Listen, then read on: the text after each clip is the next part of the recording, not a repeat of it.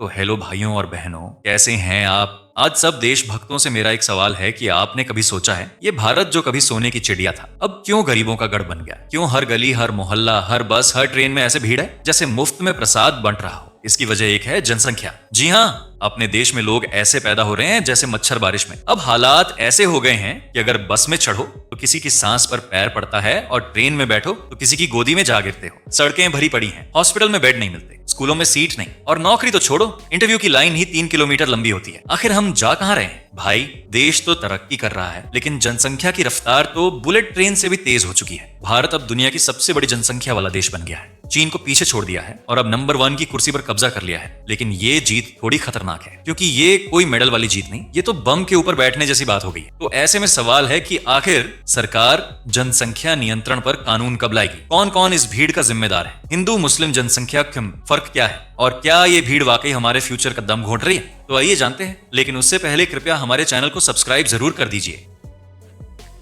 दोस्तों, क्या कभी आपने सोचा है कि जब आजादी मिली थी तो हम कितने थे। 1947 में भारत की जनसंख्या थी करीब 34 करोड़, लेकिन आज 2025 में यह आंकड़ा 145 करोड़ के पार निकल चुका है। जी हाँ, मतलब इतने लोग तो पुराने जमाने में पूरी पृथ्वी पर नहीं रहते होंगे जितने आज इंडिया में हैं। और तो और हर मिनट करीब 50 बच्चे जन्म ले रहे हैं। यानी जब तक आप ये वीडियो देखोगे तब तक 1000 बच्चे और पैदा हो चुके होंगे। गांव हो या शहर, हर तरफ भीड़ है। जहां पानी के लिए लाइन लगती है वहीं अस्पताल में स्ट्रेचर के लिए भी टोकन चाहिए। अब ये हाल क्यों? क्योंकि जनसंख्या ने पूरे सिस्टम को चाट डाला है। अब आप सोच रहे होंगे कि बाकी दुनिया क्या कर रही है। चीन ने एक समय पर 1 चाइल्ड पॉलिसी लागू की थी और अब उसकी जनसंख्या धीरे धीरे स्थिर हो गई। लेकिन इंडिया ये तो बस चलता जा रहा है और रुकने का नाम ही नहीं ले रहा। तो दरअसल 1951 में भारत की जनसंख्या में हिंदुओं का प्रतिशत था 84.1%, जबकि मुस्लिम 9.8% थे। वहीं 2011 की जनगणना में ये आंकड़े बदल गए और हिंदू घटकर 79.8%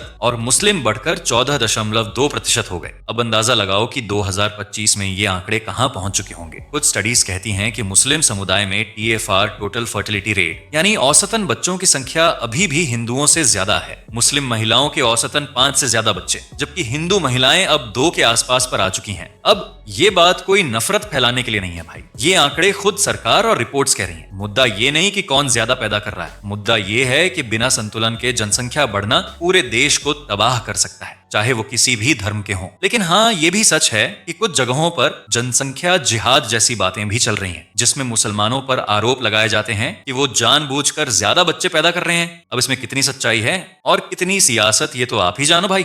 लेकिन अगर आप पूछे कि देश में सबसे ज्यादा बोझ कौन उठा रहा है, तो सीधा जवाब है उत्तर प्रदेश। जी हाँ, अकेला यूपी ही 24 करोड़ से ज्यादा लोगों का घर है। मतलब पूरे पाकिस्तान, नेपाल, श्रीलंका और भूटान को मिला दो तब भी यूपी अकेले भारी पड़ेगा। इतना ही नहीं, बिहार भी पीछे नहीं है। बिहार की जनसंख्या है 13 करोड़ के करीब, लेकिन क्षेत्रफल छोटा है। तो हाल और बुरा हुआ पड़ा है। भीड़, बेरोजगारी, अपराध, सब कुछ वहां अपनी चरम सीमा पर है। इसके अलावा महाराष्ट्र, बंगाल, मध्य प्रदेश, राजस्थान, सब में तेजी से बढ़ती जनसंख्या ने संसाधनों की वाट लगा दी है। कहीं पानी नहीं, कहीं बिजली नहीं और कहीं नौकरियां नहीं, और सरकार बस वादे करती जा रही है। इन राज्यों में जनसंख्या घनत्व यानी पर स्क्वायर km कितने लोग, वो इतना ज्यादा है कि अगर तू खेत में हागने जाए तो 2 लोग पहले से बैठे मिलेंगे। लेकिन सवाल है कि आखिर लोग इतने बच्चे पैदा क्यों कर रहे हैं। तो सबसे पहला है शिक्षा की कमी, खासकर सेक्स एजुकेशन की। गांव देहात में तो अभी भी बच्चे पैदा करना पुरुषत्व का प्रमाण माना जाता है। दूसरा है धार्मिक कट्टरता। कुछ कट्टर सोच वाले लोग ये मानते हैं कि बच्चे अल्लाह की नेमत है या भगवान की देन रोकना पाप है। तीसरा, लड़का लड़की का भेदभाव। जब तक बेटा ना हो बच्चा पैदा करते रहो, इस मानसिकता ने भी जनसंख्या बढ़ाई है। चौथा है सरकारी सुविधा का लालच। कई लोग सोचते हैं कि ज्यादा बच्चे होंगे तो राशन ज्यादा मिलेगा, स्कॉलरशिप ज्यादा आएगी। तो ऐसे में आप भी यही सोच रहे होंगे कि अगर हालत इतने बुरे हैं तो सरकार क्या कर रही है। क्या वो अंधी है, बाहरी है, या फिर पॉलिटिक्स नाम की कोई बीमारी है जो उसे कुछ करने नहीं देती। भैया, सच्चाई बड़ी कड़वी है और सरकार चुप है क्योंकि उसे डर है वोट बैंक का। जी हाँ, यही वो बीमारी है जो किसी भी सरकार को जनसंख्या नियंत्रण जैसे जरूरी कानून लाने से रोक रही है। पहली बात, अगर सरकार जनसंख्या नियंत्रण पर कानून लाए और वो कानून हर धर्म के लिए एक जैसा हो, तो सेक्युलरिज्म के ठेकेदार भौंकने लगते हैं कि ये अल्पसंख्यकों पर हमला है। अब सरकार को चाहिए सत्ता और सत्ता के लिए चाहिए वोट, तो भैया फिर क्यों वो अपने पैर पर कुल्हाड़ी मारे। दूसरी बात, जो भी सरकार यह कदम उठाने की सोचे उसे तुरंत विरोध का सामना करना पड़ता है। विपक्ष, मीडिया, अंतरराष्ट्रीय संस्थाएं सब लगे रहते हैं पीछे। तीसरी बात, कुछ नेता तो खुद 4-5 बच्चों के बाप होते हैं। अब वो भला कैसे बोलें कि 2 ही बच्चे अच्छे, कहीं जनता ने उल्टा सवाल पूछ दिया तो। और चौथी बात, शॉर्ट टर्म पॉलिटिक्स। सरकार को अगले चुनाव की चिंता रहती है, अगले 50 साल की नहीं। जनसंख्या नियंत्रण बिल लाना मतलब कई समुदायों की नाराजगी मोल लेना, और भैया कोई भी नेता नाराज जनता को बर्दाश्त नहीं कर सकता। यही वजह है कि सरकारें हम करेंगे सोच रही हैं, पढ़ाई हो रही है, जैसे जुमले फेंकती रहती हैं, लेकिन असली काम की तरफ बढ़ती नहीं। लेकिन अब थोड़ा पीछे मुड़कर देखें कि हमारे प्यारे नेतागण कभी जनसंख्या नियंत्रण को लेकर जागे भी हैं या नहीं। तो सुनो ध्यान से, भारत में ऐसा नहीं है कि कभी किसी सरकार ने इस मसले को छुआ ही नहीं, लेकिन जब भी छुआ या तो उंगली जल गई या फिर वोट। दरअसल 1952 में भारत दुनिया का पहला देश था जिसने फैमिली प्लानिंग प्रोग्राम को आधिकारिक तौर पर अपनाया। मतलब तब सरकार को भी समझ आ गया था कि बहुत हो गया, अब थोड़ा काबू जरूरी है। लेकिन वो प्लानिंग भी बस कागजों पर ही ज्यादा दिखी। फिर इमरजेंसी का जोर, यानी 1975 से 77 में जब इंदिरा गांधी ने इमरजेंसी लगाई, तब उनके बेटे संजय गांधी ने जबरन नसबंदी अभियान चला दिया। गांव गांव से आदमियों को पकड़ पकड़ कर ऑपरेशन कराया गया। क्या गरीब, क्या जवान, क्या बूढ़े, सबको पकड़ लिया। और नतीजा ये हुआ कि देश में बवाल मच गया, जिसके चलते उनकी 177 के चुनाव में कांग्रेस का बैंड बज गया। जनता ने कह दिया, हम बच्चों को तो संभाल लेंगे पर जबरदस्ती नहीं चलेगी। यही वजह है कि उसके बाद से किसी भी सरकार ने इतनी हिम्मत नहीं की कि नसबंदी या जनसंख्या नियंत्रण को जबरन थोपे। फिर 2000 के बाद वाजपेयी सरकार हो या मनमोहन सिंह की सरकार, सबने सिर्फ प्रचार प्रसार पर ध्यान दिया, लेकिन कोई ठोस कानून नहीं आया। स्वैच्छिक नसबंदी पर जोर दिया गया, लेकिन कोई मजबूत नीति नहीं बनी। अब हाल के सालों में योगी आदित्यनाथ ने यूपी में जनसंख्या नियंत्रण नीति की बात जरूर उठाई और एक ड्राफ्ट भी बना, जिसमें कहा गया कि 2 से ज्यादा बच्चे वालों को सरकारी नौकरी या योजनाओं से वंचित किया जा सकता है। लेकिन अभी तक ये सिर्फ ड्राफ्ट है, कानून नहीं बना। इतना ही नहीं, 2021 में संसद में भाजपा सांसद रवि किशन और कुछ अन्य नेताओं ने संसद में प्राइवेट मेंबर बिल रखा कि जनसंख्या पर नियंत्रण जरूरी है। लेकिन सरकार ने कहा इस पर विचार किया जाएगा, और फिर विचार ही चलता रहा है। लेकिन सवाल है कि क्यों नहीं बनी नीति? तो जनाब, क्योंकि जैसे ही कोई नेता बोलता है तुरंत उसे सांप्रदायिक या असंवेदनशील कह दिया जाता है। मुस्लिम विरोधी कानून का टैग भी तुरंत चिपक जाता है। तो भाई कौन नेता अपनी सीट खतरे में डालेगा? मतलब कुल मिलाकर बात यह है, प्रयास हुए, लेकिन या तो जबरदस्ती के कारण जनता भड़क गई या फिर डर के मारे नेता पीछे हट गए। अब जनता को जागना होगा, नहीं तो नेता तो अपने वोट बैंक में ही व्यस्त रहेंगे। लेकिन अगर ऐसे ही देश में जनसंख्या बढ़ती रही तो साहब सांस भी किराए पर लेनी पड़ेगी। जी हाँ, हर साल करोड़ों बच्चे पैदा हो रहे हैं, लेकिन नौकरी, भाई वही पुरानी सरकारी भर्तियां जो सालों से अटकी पड़ी हैं। आज हालत ये है कि एक चपरासी की पोस्ट पर लाखों ग्रेजुएट लाइन में लगे रहते हैं। सरकारी स्कूलों में बच्चों की संख्या इतनी बढ़ चुकी है कि एक क्लास में 100 से 200 बच्चे बैठे रहते हैं। टीचर का ध्यान किस पर जाए? और ऊपर से स्कूलों की कमी, संसाधनों की कमी। बढ़ती जनसंख्या ने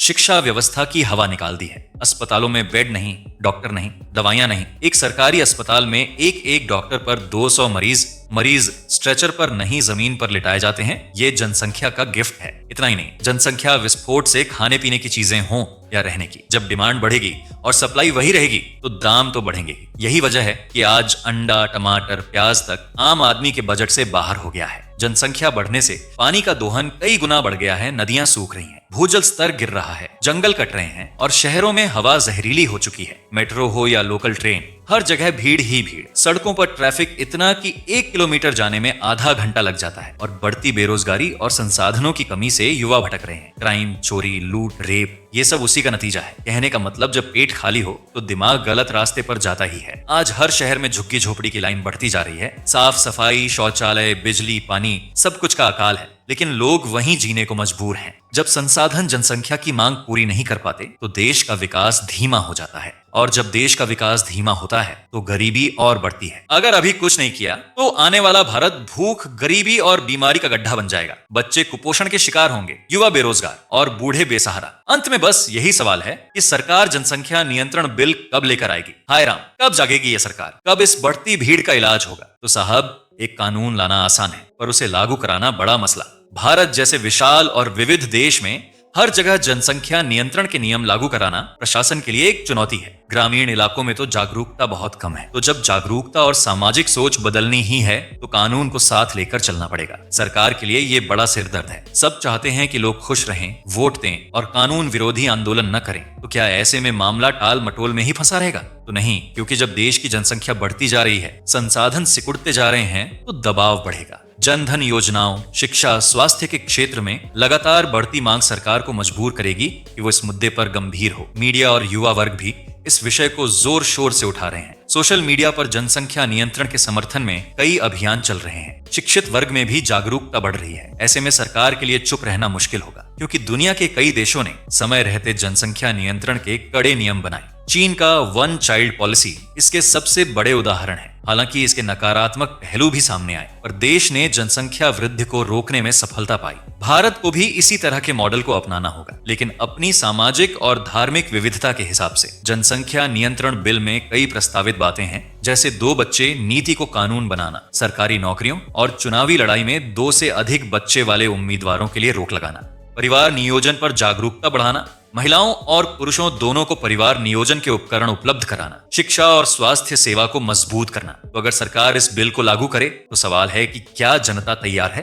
देखिए, देश के कई हिस्सों में लोग परिवार नियोजन के लिए तैयार हैं, पर कई ग्रामीण और पिछड़े इलाकों में अभी भी भ्रांतियां और सामाजिक बाधाएं हैं। सरकार को चाहिए कि वह सामाजिक जागरूकता अभियान तेज करे और धार्मिक नेताओं को भी इस विषय पर काम करने के लिए प्रोत्साहित करे, क्योंकि अगर बिल जल्दी नहीं आया तो आने वाली पीढ़ियां इतिहास के पन्नों में हमें कोसेंगी कि हमने अपनी जान गंवाई, विकास रोका और पर्यावरण बर्बाद किया। तो दोस्तों, कैसी लगी वीडियो नीचे कमेंट में बताएं। साथ ही वीडियो को ज्यादा से ज्यादा शेयर करें एवं ऐसी ही रोचक जानकारियों को लगातार जानने के लिए सब्सक्राइब करें हमारे चैनल मिस्ट्री ऑफ आर्यावर्त को, और हाँ, बेल आइकन भी दबाएं। तो मिलते हैं अगली वीडियो में। जय हिंद, जय भारत।